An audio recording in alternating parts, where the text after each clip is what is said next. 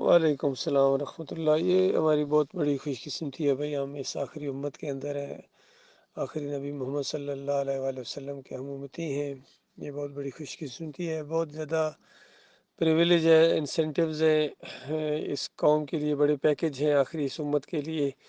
یہ سب سے آخر میں آئی ہے، سب سے پہلے حساب کتاب سے فارغ ہو کے 70,000 اس کے بغیر صاحب کے جنت میں جائیں گے، اور بھی بہت زیادہ شفاعت کا معاملہ ہے، ساری چیزیں ہیں۔ لیکن ایک نقطے کو کبھی بھی نہ بھولیں میرے پیارے بھائیوں، کہ یہ ایمان خالص کے ساتھ مشروط کر دی گئی یہ بات۔ ایمان کے اندر اگر بال برابر کمی ہوئی، جس طرح آج میں نے وہ ایک بھیجی ہے، پوسٹ بھیجی ہے، اس کے اندر شرک کی ساری اقسام وہاں بیان کی ہیں، کہ یہ روزے دار یہ اللہ کے علاوہ کسی اور کو نہ پکاریں، کسی اور کو داتا دستگیر مشکل کشا حاجت روا نہ سمجھیں، کسی اور کے واسطے وسیلے نہ دیں، کسی اور کی نظر و نیاز نہ کریں، جس طرح آج قوم دے رہی ہے 11ویں کی شکل میں، کوئی 12ویں کی شکل میں،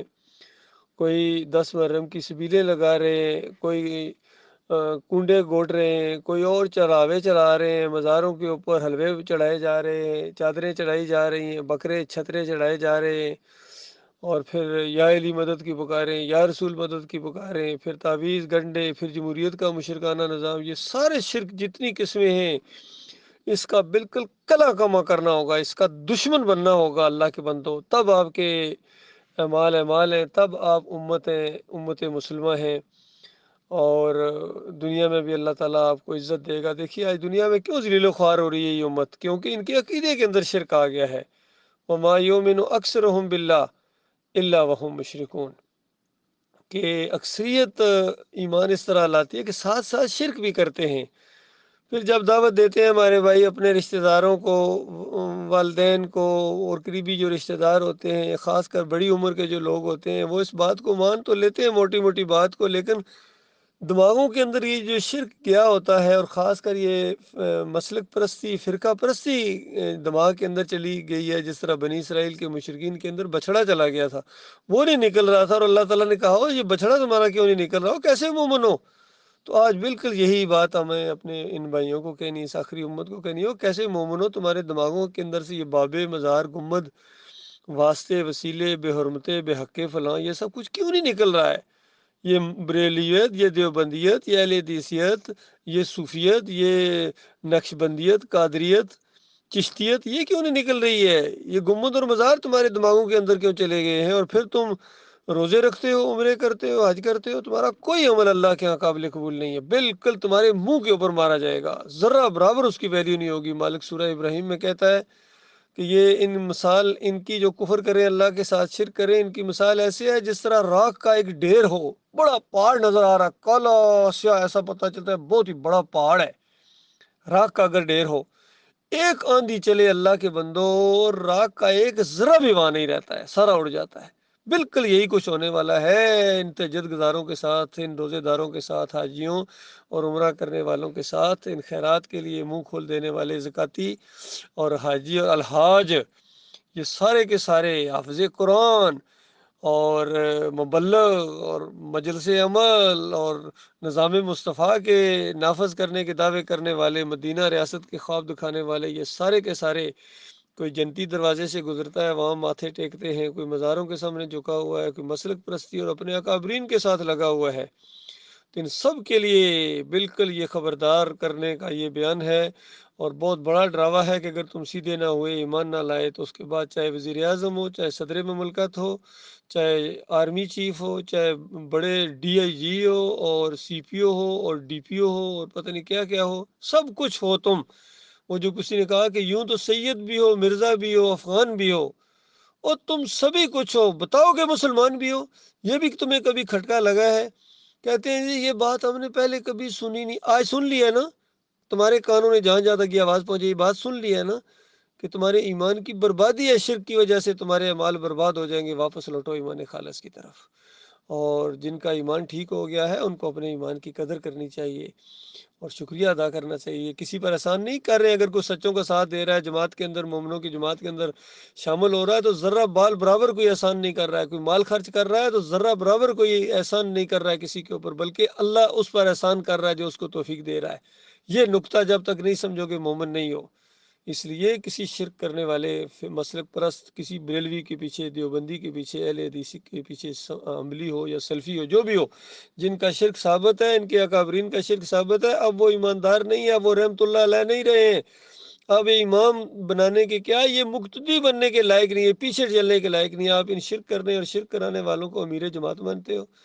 اور رکوع اور سجدے ثابت کرنے والے، قبروں کے اوپر، مزاروں کے اوپر، پیروں کے اور انبیاء کے رکوع اور سجدے ثابت کرنے والے اس قوم کے امیر اور امیر جماعت بنائے گئے ہیں، لیڈر بنائے گئے ہیں، قافلے کے سالار بنائے گئے ہیں، تو قوم تو نے تو پھر کھڈے میں گرنا ہے۔ پوری دنیا کے قرضے آپ کے کندھوں کے اوپر ہیں، کون سی مشکل ہے جو آپ کے اوپر نہیں ہے؟ کون سی ذلت ہے جس کے اندر مبتلا نہیں ہو؟ اللہ کے بندو، میرے پیارے بھائیو، میرے پاکستانیوں، میرا دل کرتا ہے آپ کی صورتحال کے اوپر، اور تمہارے ساتھ بہت بڑا فراڈ ہوا ہے، یقین کرو قوم کے لوگوں، تمہارے ساتھ بہت بڑا فراڈ ہوا ہے۔ مولویوں اور پیروں نے آدھی بات بتائی ہے، انہوں نے یہ بتایا ہے کہ جو لا الہ الا اللہ محمد رسول اللہ پڑھے گا وہ آخر ضرور جنت میں جائے گا، یہ بالکل صحیح بات ہے، لیکن آدھی ہے، آدھی اور بھی ہے، وہ نہیں بتائی انہوں نے، یہ بہت بڑا فراڈ کیا ہے۔ دوسری بات یہ ہے کہ جو شرک کرے گا جنت کی خوشبو تک نہیں پا سکے گا، یشرک باللہ شیئن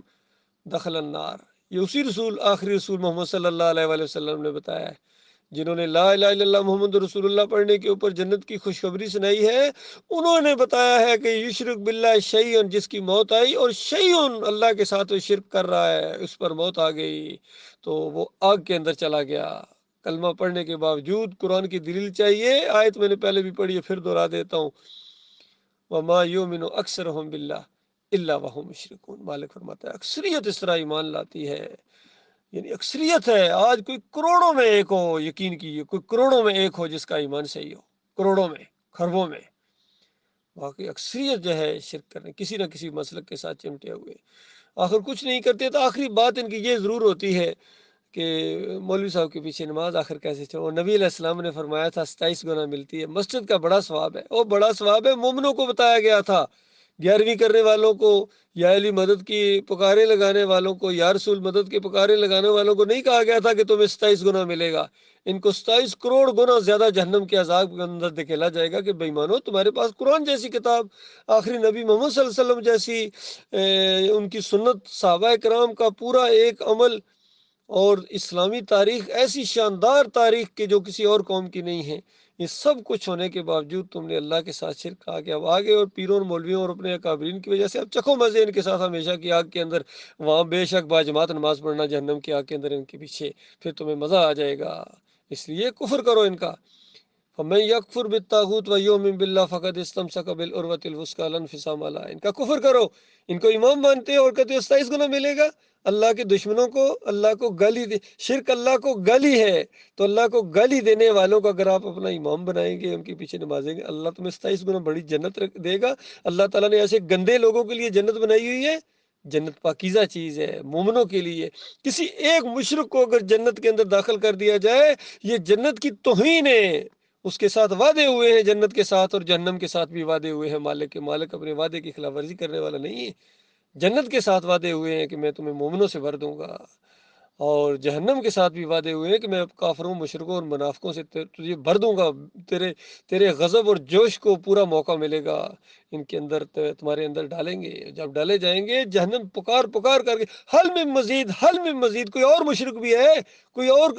بریلوی بھی ہے، کوئی دیوبندی تو نہیں رہ گیا، کوئی اہل حدیث تو باقی ابھی نہیں ہے، کوئی یا علی مدد کا نعرہ لگانے والا، یا رسول مدد کے نعرے کوئی چادریں چڑھانے والا، عرس اور میلے کرنے والا، کوئی واسطے وسیلے والا، کوئی رکوع اور سجدے والا کوئی رہ تو نہیں گیا، کوئی بدماش رہ تو نہیں گیا ہے، اس طرح پکار پکار کر کہے گی، اور سارے کے سارے بدماشوں کو اور نمک حرام غداروں کو